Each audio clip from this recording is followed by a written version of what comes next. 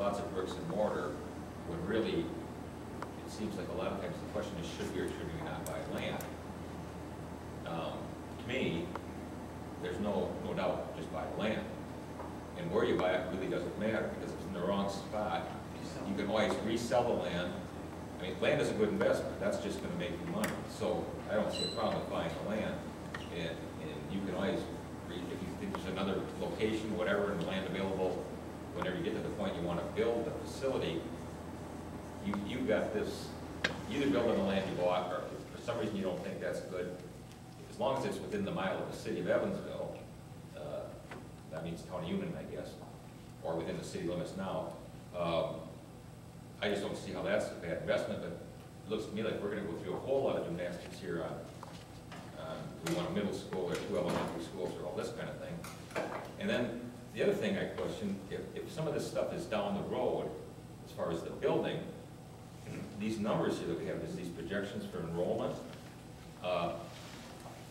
what are they going to be like? And the reason I question that is because in the real estate business, when I started there in '93, pretty much everybody came into the real estate office.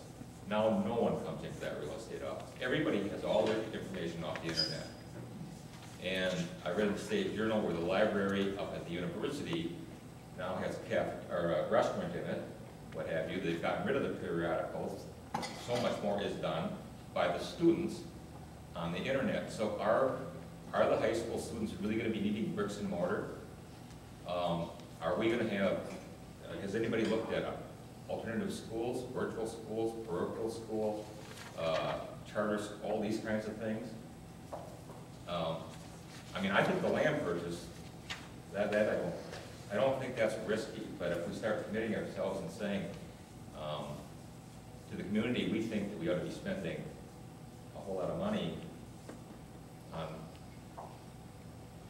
any type of one project, I think that's kind of, I think that's real risky if we make the wrong decision there. When do you do that though, John? Well, as long as you do it when you need it. Yeah, you start I mean, Michael's saying with the new high school and I guess the current debt, whatever, likelihood of a new school right now is not. Unless we have to. Unless it really, things get, but. I think the fact that we're here today is an indicator that we're looking in that direction of building potentially another school or another 2 schools. If we're already there, then let's start moving and buying the land today, so to speak.